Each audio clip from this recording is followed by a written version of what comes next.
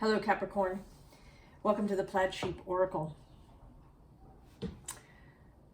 So, Capricorn, your reading is sort of, it's specific, I feel like. So this communication card is where you want to begin. And actually on the card directly under it was warning, and the card at the bottom of the deck was community.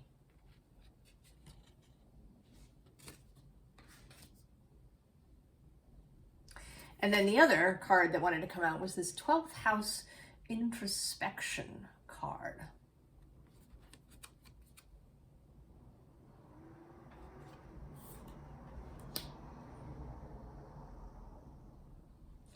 We begin with this page of arrows. So right here is the communication that wants to come in. So this communication is about you receiving a communication.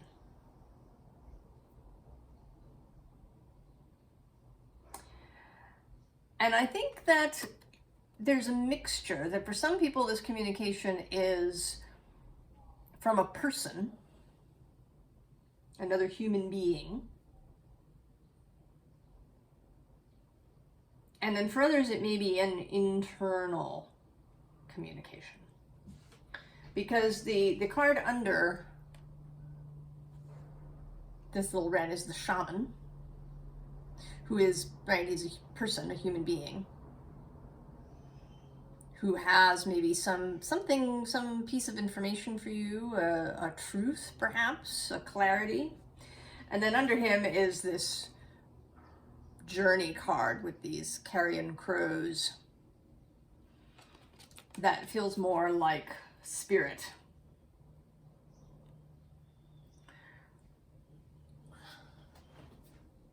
And I think like that this communication has been trying to come in for a little while. And it started out with this butterfly, but you are asleep.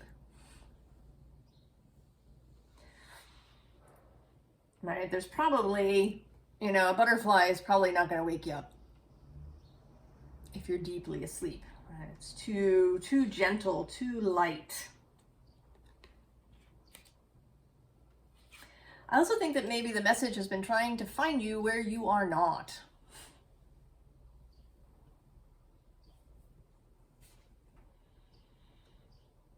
Right? You are not showing up kind of in the group gathering place. You are off here by yourself.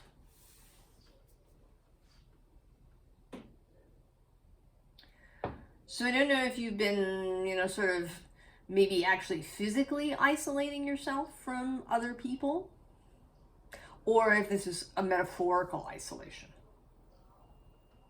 Because it's absolutely possible to show up, right, physically, but to not participate. To be, mentally and emotionally separate.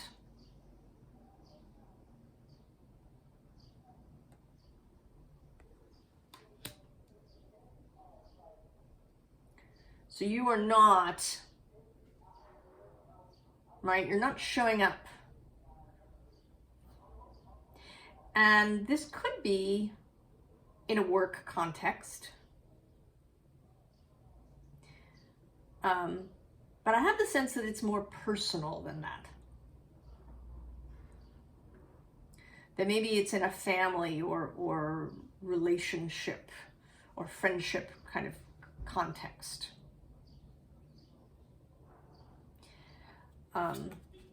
We have here this Four of Vessels, who I think is the other aspect of you.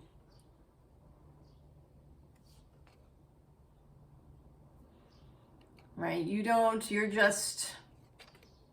feeling it.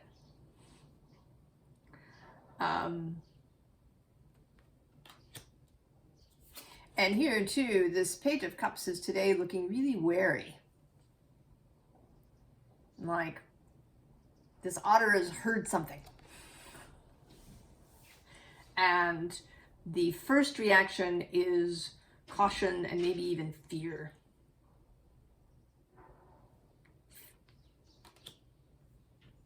So whatever this communication is, this piece of information that's wanting to come in, it's triggering something.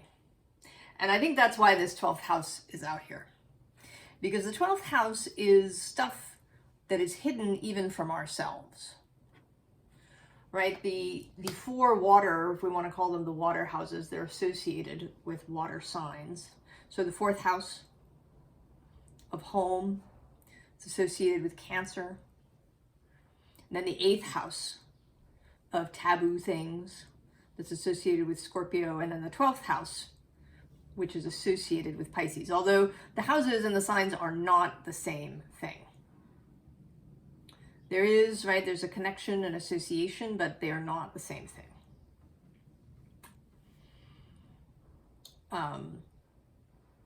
So the 4th house, right, is the home place. It's where we keep things private. Right? What is private to us? That we don't, necessarily share with everybody. And then the 8th house is those things that we conceal or that are concealed from us because they're taboo. Right? They're, right? They may expose us to, criticism or fear or, disgust even from others if we share them.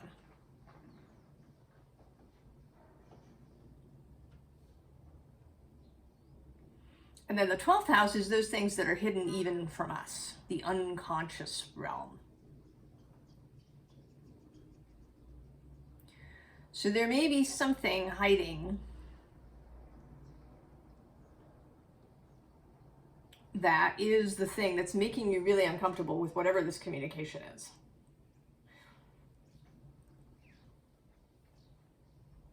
Right? Some part of you, right? Because even if you're asleep, there's a part of you that's always alert and awake. That soul aspect that's connected to source. That's fully in touch with the web of weird. That swims easily through this 12th house. That part of you has heard this communication.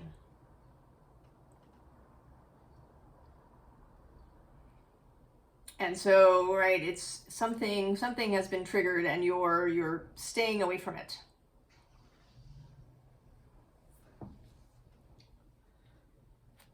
But it's going to start coming in more strongly, right? We move from the butterfly to this swan, which says transformation, trusting the psychic gifts. And under the swan actually is this serpent. Knowledge, healing, and then under him is the goblin.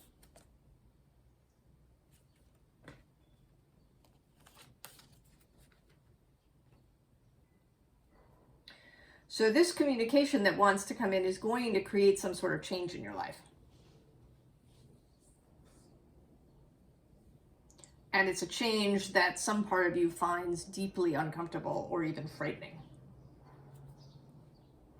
But it's starting to come in more loudly and more strongly. And we get this bee, which says luck, industriousness, sweet victory. But today I'm feeling like, right, like a bee that's buzzing around you. Right, we've moved from the butterfly to the swan, and now this bee is like in your face. And it's not a wasp. There is a wasp in this deck. So the communication is actually something that will lead into a sweet victory place for you. But it's still frightening, right? We can even be frightened by joy, right? Good news can actually be triggering if it's, you know, if it's too much sensation for us. If some part of us can't handle, you know, big change. And right, I say that it's right, that it's this sweet victory because the next card we have is love.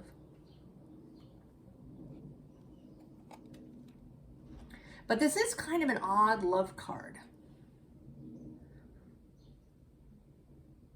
right? Because these steps are kind of, right, they're worn and there's dead leaves and, you know, it's not like a path strewn with rose petals.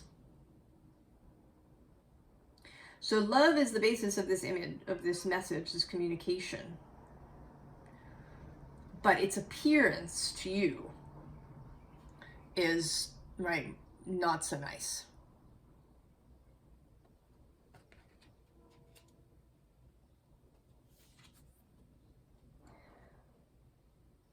But you're being asked to be willing to hear the message and to explore whatever this thing is that's making you want to run away from the message, from this communication. Right? To be willing to go and look into that 12th house space. Now you might be able to actually, right, to use astrology for this purpose. If you know what your own chart looks like, or, you know, there are many sites online where you can go, if you have your time of birth, to look up and see where is your 12th house and are there any planets in it?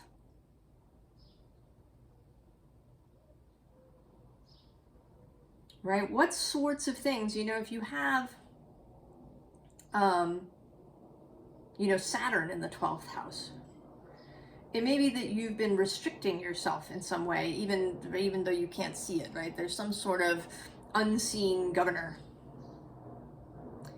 that won't let you accelerate past a certain speed.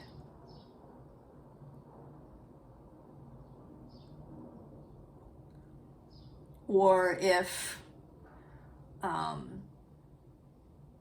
you know, Venus is in your 12th house,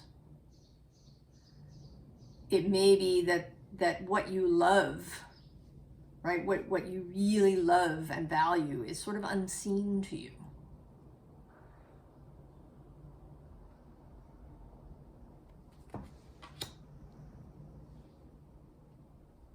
But you could just, you know, explore these hidden places through whatever technique feels best to you. You could go to see someone, have a personal card reading or see an intuitive, or you could go and have a Reiki session, maybe with the intention of figuring out what this is, or of seeing. Right? I kind of don't want to say figure out, because I think this is not really a mental, intellectual process.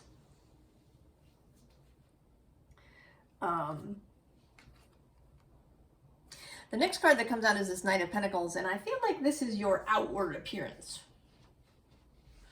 You know, the Capricorns I know, the people with Capricorn sun or strong, lots of Capricorn placements, often look, right, they appear really confident, right? They seem to be moving through the world with confidence and self-assurance. But I think that sometimes, not always, this may be the total reality, but I think that there's sometimes stuff that's being hidden. Some of the softer places, or maybe even the more passionate places, right, that are being hidden. And I say that because the sun sits underneath. And this is a very romantic sun. Right? She appears like a bride. Right? And the sun is her groom. Right? Joining in a kind of passionate union with the sun.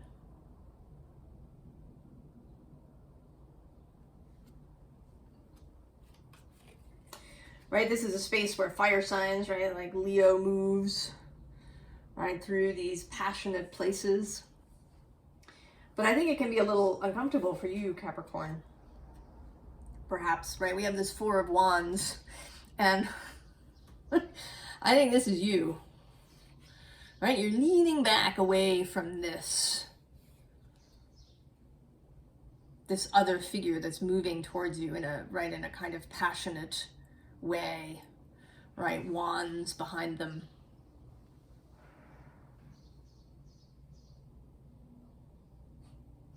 You know, this could even be somebody who's trying to find you to tell you that they love you.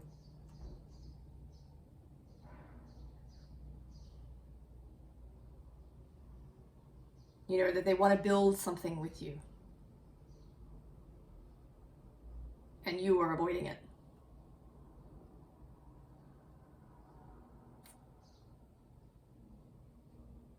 It could be romantic, right?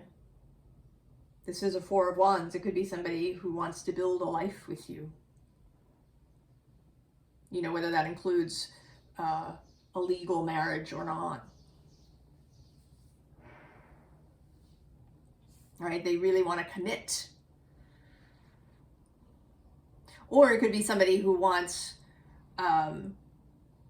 you know, maybe you're in a committed relationship and one half of you wants children and wants to talk about that adventure, right? To build a family with you.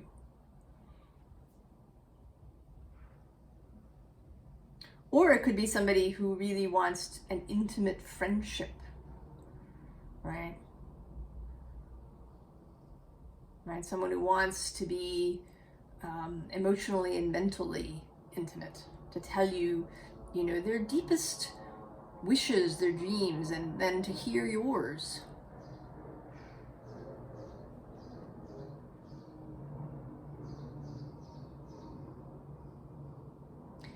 Or it could be, I mean, it could be a business offer, but I really don't want to say that unless it's some sort of real passion project.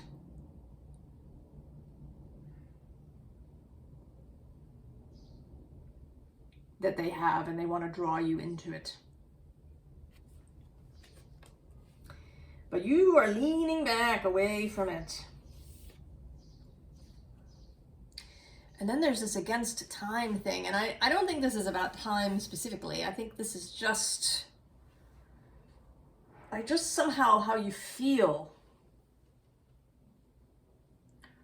Like you're being held back by something, right? Whatever this 12th house thing is that's got you tied up, whatever unseen ropes and chains are holding you back from accepting this message, this communication that someone wants to give you.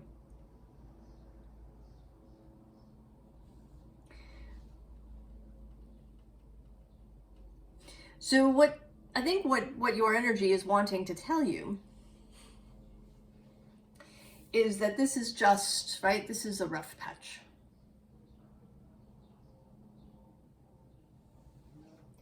That this is, right, this is a space that has to be crossed.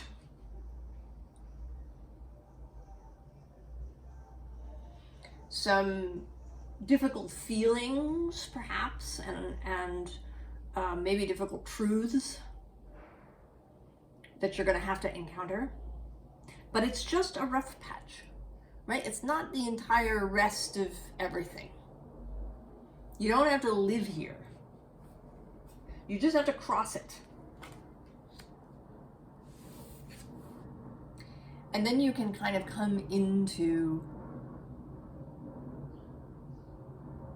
a better relationship with this unconscious space, so that it's no longer frightening or so rough, right?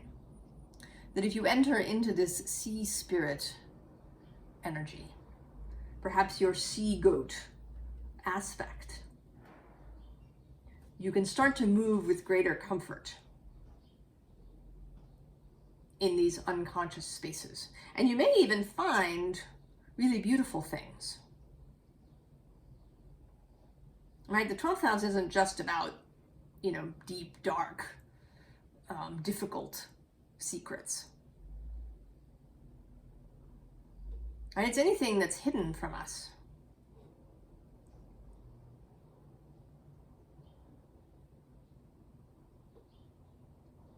Right? That hidden Venus could be a capacity for great love, great beauty that's just been hidden. And then we meet the Lovers. The ability to make love-based choices rather than fear-based choices. But we have to encounter whatever that fear is before we can choose. Because if it's hidden from us, if it's operating on an unconscious level, you may be choosing that way automatically, right? It can become reflexive.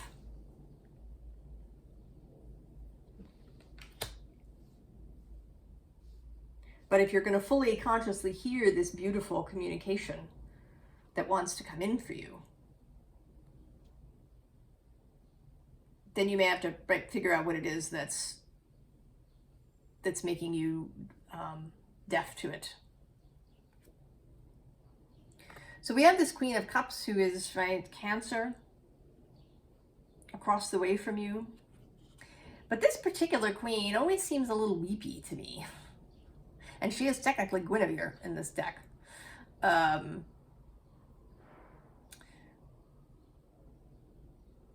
So, that's a little, or sort of a Guinevere-like character in this deck.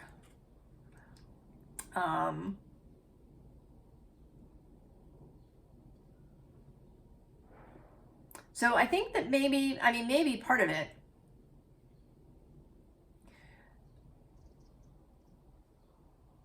is that, the emotions are, seem overwhelming.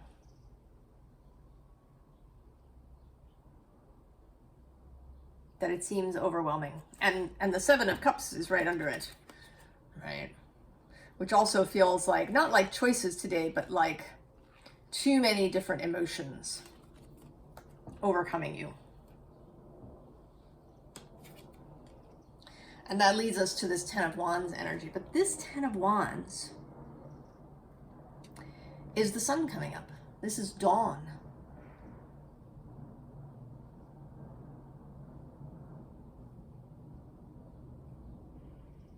And, astrologically, in this current moment, Pluto is in Aquarius and he's moving direct. So he's left your space. And this may be a moment before he comes back, because he is returning to your space in June. He's going to turn retrograde on May 1st and go back into Capricorn from around, I think, mid-June to late January of next year, or mid-January of next year. So there is, I feel like this is a clear space for you where you can perhaps look at these things a little more dispassionately. That maybe you can lay these wands down for a bit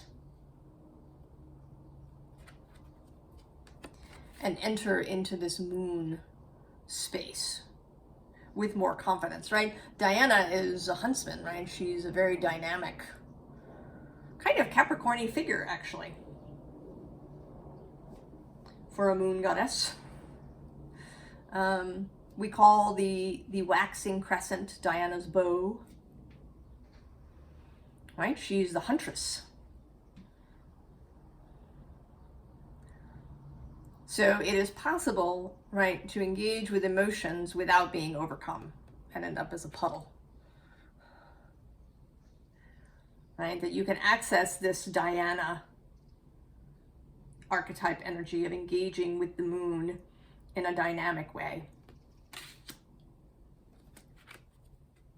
And in a self-nurturing way. This way we get the Six of Cups, which is here, you know, all these cups are filled with flowers.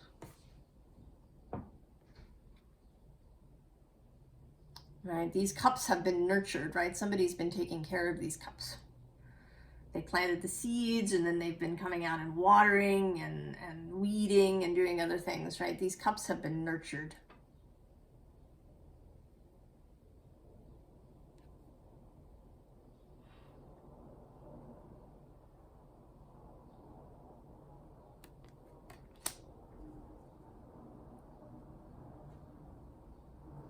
So you can, right? You can nurture yourself in a dynamic way.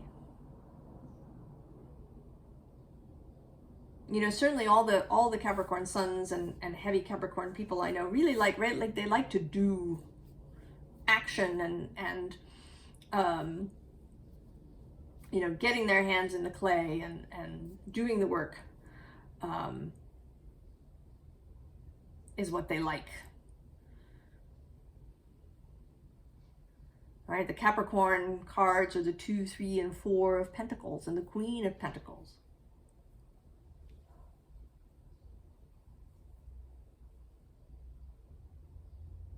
So you don't have to become, you know, some stereotypical vision of the Queen of Cups. You know, all emotion. That's not, right? That's not what you need to do. If that's, right, if that feels alien and weird and like you don't want to do, you don't have to do it. You can approach this in a very Capricorn way, right? You can engage with it.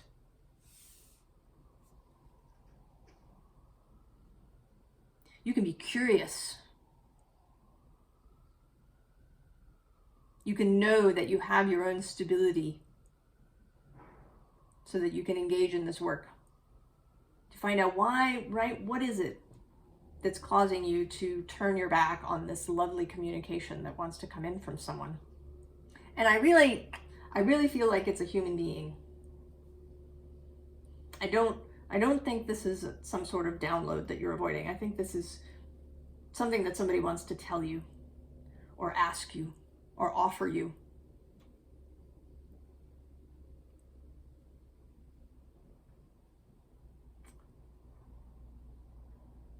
So advice, I mean, right, we've kind of been talking about advice, but right, Two of Wands, the choice. There's always a choice. Certainly here on this channel, there's always a choice. I would never tell you what you should do. There are no shoulds. Right? There's options. And you choose. And also, you know, I don't think any option is right is ever final, right? There's always new choices.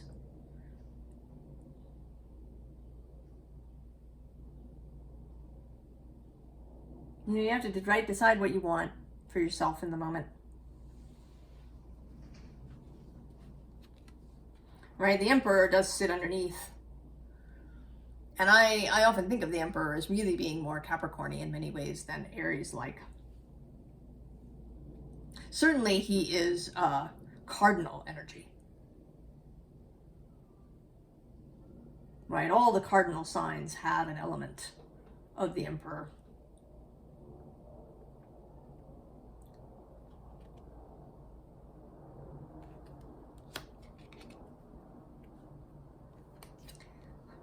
And then we have the Knight of Wands, your neighbor, Sagittarius. Ready to go. joyfully into the beach. Right? Courage, Elan, passion.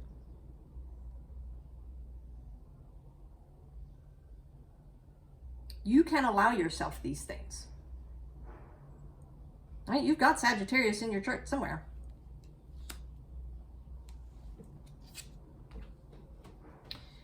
And then again, this sort of card of choice, but in this case is, right, a choice that cuts something. And I think this is about cutting this line, cutting through these ties that bind you, making the choice to do that.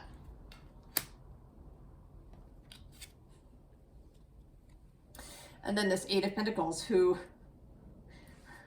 right? I think of this as a very Capricorn-y card, although it's Virgo. Right, this card of doing the work. But this is like the card of, I feel like you're actually, that this is somebody you're going to go meet. I see him, right, as a kind of as maybe the shaman, or as a guide for you in your own underworld. And he has this bag, right, this magic bag that he's going to give you that will help you on your way. And also, right, that this is you, right, being yourself. Doing things your way, but expanding it outward. So allowing greater passion and greater emotion to mix with your steady earth. And the final card, right, it's been visible if you've noticed it. I almost didn't take this out. I had pulled 3 and was going to stop, and then I got pulled back to take a 4th. And it's the Devil. Your major arcana card, representative of all physical things. And in this particular deck especially, the adversary, the subversive.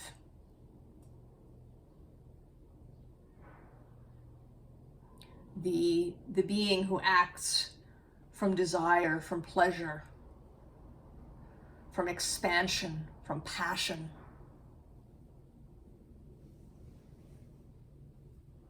From self-knowledge.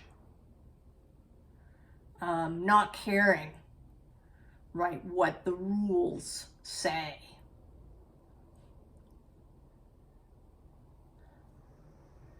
You know, maybe they apply to other people if other people let them apply. But you are not interested. You are about your own rules. Your own personal rules of integrity. Some of them may match up with the rules of the society or community around you, but some of them may not. And you don't care.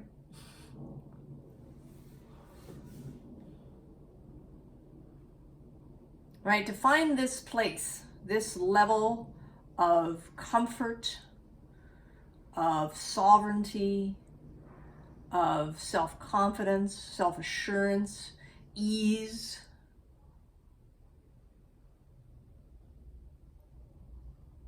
And being able to hear whatever communication wants to come in for you. Knowing that you can go and hear it, listen to it. What is it? And then decide from this place of love. Do I accept it? Do I say yes? Or no? You know, it's lovely of you to ask, but no.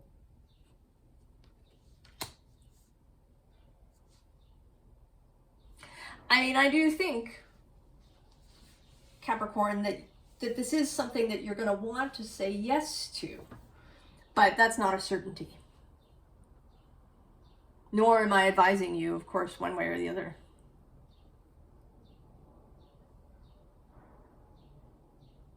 But I do think that it is in your best interest that you get to a place where you can hear this communication. Because even if you say no to it, there's going to be more that come in later. And some of those you may want to say yes to.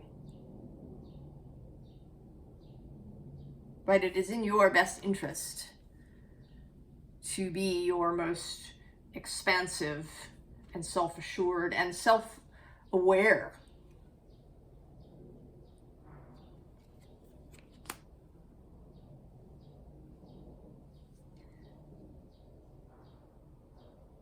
So I do hope, Capricorn, that you decide to take this introspective look and that you are willing to listen to whatever this communication is.